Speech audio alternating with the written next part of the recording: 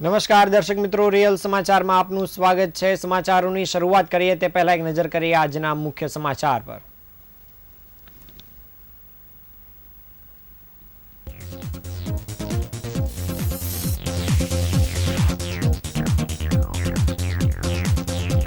ચૈત્રી નવરાત્રીનો આજથી પ્રારંભ। અંબિકા નિકેતન અને જૂના અંબાજી મંદિરમાં ભક્તો ઉમટ્યા। વરાછા વિસ્તારના એમ્બ્રોઇડરીના કારખાનામાં આગ બાદ 3 વિસ્ફોટ, 2 લોકોના મોત। અમદાવાદ ક્રાઇમ બ્રાન્ચે સત્યમ યોગ ફાઉન્ડેશનની ગાડીમાંથી નકલી નોટો પકડી પાડી। રમઝાન અને રામનવમી પૂર્વે સુરતમાં પોલીસનું સઘન પેટ્રોલિંગ, સંવેદનશીલ વિસ્તારોમાં કડક નજર। મમતાને લાંછન લગાવતો કિસ્સો પ્રકાશમાં આવ્યો। 2 વર્ષની બાળકીને સગી જનેતાએ ઢોર માર મારતા મોત। વગર વરસાદે સહારા દરવાજા ગરનાળામાં પાણી ભરાતા વાહન ચાલકો પરેશાન।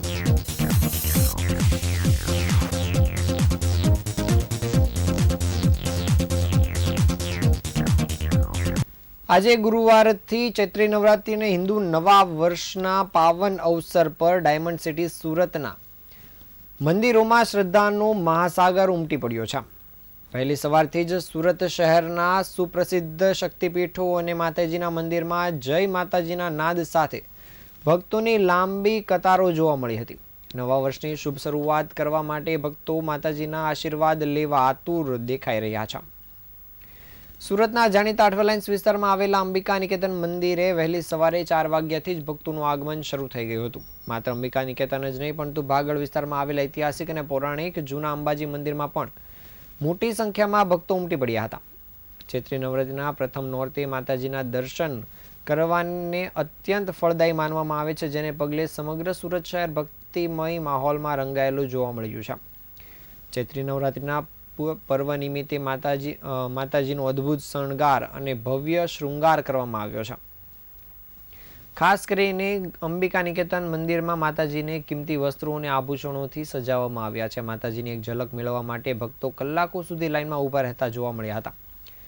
માતાજીના મનમોહક સ્વરૂપના દર્શન કરી ભક્તો ધન્યતા અનુભવી રહ્યા છે અને વાતાવરણમાં અનેરો ઉત્સાહ અને દિવ્યતા પ્રસરી ગઈ છે।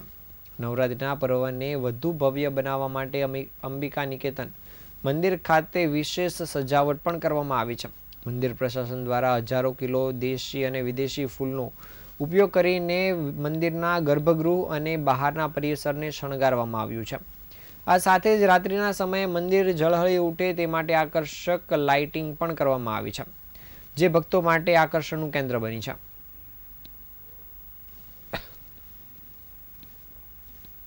આજે ચૈત્ર નવરાત્રીનો પહેલો દિવસ એટલે કે સૃષ્ટિની ઉત્પત્તિનો દિવસ। બ્રહ્માજીએ જે સૃષ્ટિની ઉત્પત્તિ કરી છે આજે એ દિવસ છે। આજથી 9 દિવસ સુધી માના ભક્ત જે માય ભક્તો છે એકદમ આરાધના કરી અને માની અંદર રિચાર્જેબલ એનર્જી જે આજે રિચાર્જ થવાનો દિવસ છે। સવારે 6 વાગે જ્યારથી મંદિર ખુલ્યું છે, જ્યારથી પટ ખુલ્યા છે એ પટથી અત્યાર સુધી એવું લાગી રહ્યું છે કે 80,000 જેવા ભક્તજનો અત્યાર સુધીમાં દર્શન કરી ચૂક્યા છે। ભક્તોની અંદર અત્યારે જોઈએ તો એકદમ હર્ષ અને ઉલ્લાસ સાથે ભક્તજનો આવી રહ્યા છે અને માના દર્શન કરી રહ્યા છે। સુરત શહેરના કાપોદ્રા વિસ્તારમાં આજે વહેલી સવારે એક મોટી દુર્ઘટના સર્જાઈ હતી। રચના સર્કલ પાસે આવેલા ભરતનગરના એક ઔદ્યોગિક એકમમાં આગ ફાટી નીકળતા અફરાતફરીનો માહોલ સર્જાયો હતો। કારખાનાની અંદર રહેલા 2 ગેસ સિલિન્ડર બ્લાસ્ટ થતા આ ઘટનામાં 2 વ્યક્તિના કમકમાટી ભર્યા મોત નીપજ્યા છે, જ્યારે અન્ય 11 લોકો ઇજાગ્રસ્ત થયા છે। આજે સવારે અંદાજિત 5:30 વાગ્યે ફાયર વિભાગને કોલ મળ્યો હતો કે કાપોદ્રા રચના સર્કલથી આગળ ગૌશાળા પાસે આવેલા ભરતનગરના મારુતિ ચોક નજીક આગ લાગી છે। ઘટનાની ગંભીરતા જોતા તાત્કાલિક અલગ 4 ફાયર સ્ટેશનની ગાડીઓ ઘટના સ્થળ પર રવાના થઈ હતી। ફાયર વિભાગના જણાવ્યા અનુસાર ઘટનામાં 13 લોકોને ઈજા પહોંચી છે અને 2ના મોત થયા છે। આ મામલે ડીસીપી આલોક કુમારે જણાવ્યું હતું કે સુરત શહેરના વરાછા પોલીસ સ્ટેશન વિસ્તારમાં એક મારુતિ ચોક નામની જગ્યા છે, જ્યાં બિલ્ડિંગમાં આગ લાગવાની ઘટના બની હતી। તે બિલ્ડિંગમાં કુલ 22 લોકો રહેતા હતા અને તેમાં 3 માળ છે। ત્યાં એમ્બ્રોઇડરી અને સિલાઈનું કામ થાય છે અને મજૂરી મજૂરો ત્યાં જ કામ કરીને ત્યાં જ જમવાનું બનાવીને સૂતા હોય છે. ગઈકાલે રાત્રે 4:30 વાગ્યાની આસપાસ એક શોર્ટ સર્કિટ થયું હતું. તે શોર્ટ સર્કિટના કારણે ત્યાં રહેલા કાપડમાં આગ લાગી હતી અને આગ લાગવાના કારણે ત્યાં મજૂરો જે નાના ગેસ સિલિન્ડરમાં પોતાનું જમવાનું બનાવતા હતા તે સિલિન્ડરો બ્લાસ્ટ થયા હતા. સિલિન્ડર બ્લાસ્ટ થવાના કારણે આગ વધુ પ્રચંડ બની હતી અને 13 લોકોની ઈજાગ્રસ્ત થતાં જ તેમને સ્મીર હોસ્પિટલમાં લઈ જવામાં આવ્યા હતા, જ્યારે 2 લોકોના મૃત્યુ થયા છે. ફાયરની ટીમ ઘટનાસ્થળે પહોંચે તે પહેલા જ ઇમારતમાં રહેલા એલપીજી સિલિન્ડરમાં વિસ્ફોટ થયો હતો અને આ બ્લાસ્ટને કારણે આગે વધુ વિકરાળ સ્વરૂપ ધારણ કર્યું હતું. ઘટનાસ્થળેથી વધુ 8 સિલિન્ડર મળી આવ્યા છે, જેમાંથી 2 સિલિન્ડર ફાટ્યા હોવાનું પ્રાથમિક તપાસમાં બહાર આવ્યું છે. બાકીના 6 સિલિન્ડર સુરક્ષિત રીતે બહાર કાઢી પોલીસને સોંપાયા છે.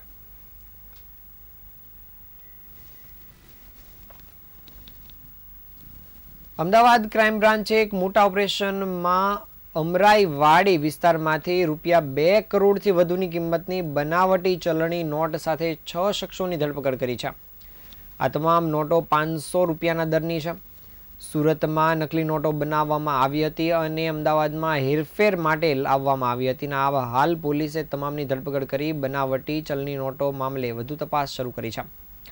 પોલીસ તપાસમાં સામે આવ્યું છે કે સુરતના સત્યમ યોગ ફાઉન્ડેશનની ગાડીમાં નકલી નોટોની હેરફેર થતી હતી અને નોટની સપ્લાય માટે કાર પર ગવર્મેન્ટ ઓફ ઇન્ડિયા અને આયુષ મંત્રાલયના નામનો ઉલ્લેખ થયેલો હતો. ક્રાઇમ બ્રાન્ચે અમદાવાદ અને સુરતમાં કાર્યવાહી શરૂ કરી છે, જેમાં અમદાવાદમાંથી 2.10 કરોડની અને સુરતમાં 80 લાખની નકલી નોટો કબજે કરી છે. આ મામલે સત્યમ યોગ ફાઉન્ડેશનના પ્રદીપ ગુરુજીની પણ ધરપકડ કરાઈ છે. સુરત જિલ્લાના કામરેજ તાલુકાના ધોરણ પારડી ગામ ખાતે આવેલા શ્રી સત્યમ યોગ ફાઉન્ડેશનના આશ્રમમાં નકલી નોટ છપાતી હતી. અમદાવાદ ક્રાઇમ બ્રાન્ચે શ્રી સત્યમ યોગ ફાઉન્ડેશન સંસ્થામાં છાપો મારી અનેક દસ્તાવેજો કબજે કર્યા છે. નકલી ચલણી નોટ છાપવામાં ઉપયોગમાં લેવાતા સાધનો પણ કબજે કર્યા છે. સુરત શહેરના સરથાણા વિસ્તારમાં રહેલા કૃષ્ણા રો હાઉસ મકાન નંબર 77માં અમદાવાદ અને સુરત ક્રાઇમ બ્રાન્ચે સંયુક્ત ઓપરેશન હાથ ધરીને દરોડા પાડ્યા હતા, જેમાં યોગ ગુરુ પ્રદીપ સાથે સંકળાયેલ મુકેશ પટેલ નામના વ્યક્તિના ઘરેથી મોટી માત્રામાં ફેક કરન્સી અને પ્રિન્ટર સહિતના સાધનો મળી આવ્યા છે. પોલીસે આ તમામ શંકાસ્પદ મુદ્દામાલ જપ્ત કરી લીધો છે અને હાલ મુકેશ પટેલની અટકાયત કરીને આ નેટવર્ક પાછળ અન્ય કોની સંડોવણી છે તે દિશામાં સઘન પૂછપરછ શરૂ કરાઈ છે.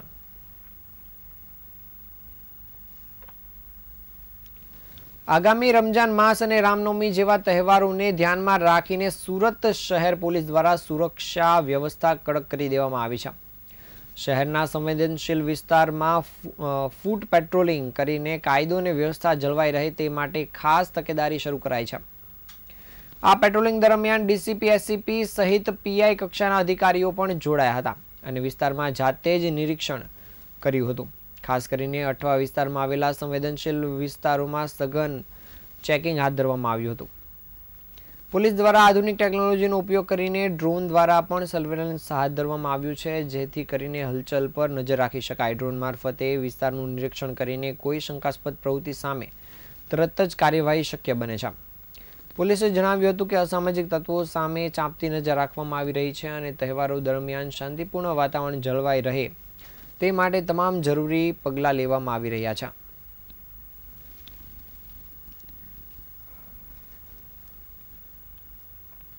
સુરત શહેરના વરાછા વિસ્તારમાં મમતાને લાંછન લાગતો કિસ્સો પ્રકાશમાં આવ્યો છે. સતત તોફાન કરતી અને જમવા બાબતે હેરાન કરતી 2 વર્ષની માસૂમ બાળકીને સગી જનેતાએ વેલણ અને સાવરણી વડે એટલી હદે માર માર્યો કે માસૂમનું મોત નીપજ્યું છે.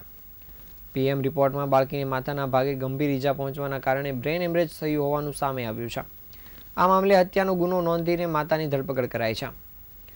વરાછા વિસ્તારના વરસા સોસાયટી વિભાગ 1માં લફીબેન સોલંકી નામની મહિલા છેલ્લા 1.5 મહિનાથી સંદીપ નામના યુવક સાથે મૈત્રી કરારથી રહે છે. લફીબેનને સંતાનમાં 4 દીકરીઓ છે, જેમાં 3જા નંબરની 2 વર્ષીય પુત્રી યશવિતા સતત તોફાન કરતી હતી અને માતાને હેરાન કરતી હતી. ઉશ્કેરાયેલી માતાએ માનવતા ભૂલીને માસૂમ બાળકી પર વેલણ અને સાવરણી વડે હુમલો કર્યો હતો. એટલું જ નહીં, તેને જોરદાર તમાચા પણ ઝીક્યા હતા. માતાના અમાનુષી મારને કારણે નાનકડી યશવિતા બેભાન થઈ ગઈ હતી અને તેના મોઢામાંથી ફીણ નીકળી ગયા હતા. ગભરાયેલી માતા તાત્કાલિક બાળકીને સ્મીમેર હોસ્પિટલમાં લઈ ગઈ હતી, પરંતુ ત્યાં હાજર તબીબોએ તેને મૃત જાહેર કરી હતી. ઘટનાની જાણ થતાં જ વરાછા પોલીસ કાફલો હોસ્પિટલ દોડી આવ્યો હતો અને તપાસ શરૂ કરી હતી.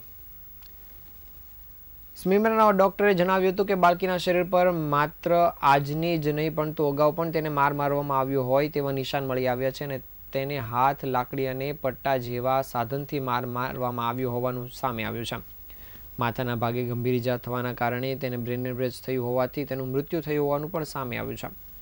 હાલ પોલીસે આ બનાવમાં ગુનો નોંધીને માતાની ધરપકડ કરી છે અને આગળની તજવીજ શરૂ કરી છે. સુરત શહેરના સહારા દરવાજા વિસ્તારમાં આવેલ ગરનાળામાં વગર વરસાદે જ પાણી ભરાઈ જતા વાહન ચાલકોને ભારે હાલાકીનો સામનો કરવો પડી રહ્યો છે. ગટરનું પાણી બહાર આવી જતા માર્ગ પર પાણી ભરાઈ ગયું છે, જેના કારણે વાહન ચાલકોને ભારે તકલીફનો સામનો કરવો પડે છે, તેમજ ટ્રાફિક વ્યવસ્થા પણ પ્રભાવિત બની છે. અચાનક સર્જાયેલી આ પરિસ્થિતિના કારણે સ્થાનિકોમાં રોષ ફાટી નીકળ્યો છે, તેમજ માહિતી મળતા જ મનપાની ટીમ તાત્કાલિક ઘટનાસ્થળ પર પહોંચી ગઈ હતી અને પરિસ્થિતિ કાબૂમાં લેવા કામગીરી હાથ ધરી હતી. મનપા કર્મચારીઓ દ્વારા ગટરો ખોલીને પાણીનો નિકાલ કરવામાં આવ્યો હતો, જેથી ધીમે ધીમે સ્થિતિ સામાન્ય બનવા લાગી હતી. તેમ છતાં આવી સમસ્યાઓ ફરી ન સર્જાય તે માટે નાગરિકો દ્વારા કાયમી ઉકેલની માંગ ઉઠી છે.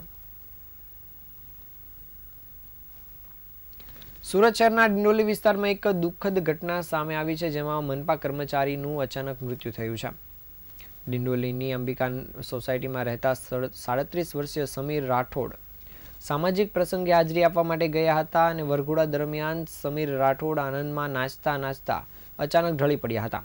આસપાસના લોકોએ તરત જ તેમને સારવાર માટે હોસ્પિટલમાં ખસેડ્યા હતા, પરંતુ સારવાર મળે તે પહેલા જ તબીબોએ તેમને મૃત જાહેર કર્યા હતા. પ્રાથમિક અનુમાન મુજબ સમીર રાઠોડનું મોત હાર્ટ એટેકને કારણે થયું હોવાનું માનવામાં આવી રહ્યું છે. અચાનક બનેલી આ ઘટનાથી પરિવારજનોમાં શોકની લાગણી ફરી વળી છે. ડિંડોલી પોલીસે મૃતદેહને પોસ્ટમોર્ટમ માટે ખસેડીને વધુ તપાસ હાથ ધરી છે. પોસ્ટમોર્ટમ રિપોર્ટ આવ્યા બાદ મોતનું સાચું કારણ બહાર આવી શકે તેમ છે. આ હતા આજના સમાચાર. નવા સમાચાર સાથે ફરી મળીશું. ત્યાં સુધી રજા આપશો. નમસ્કાર.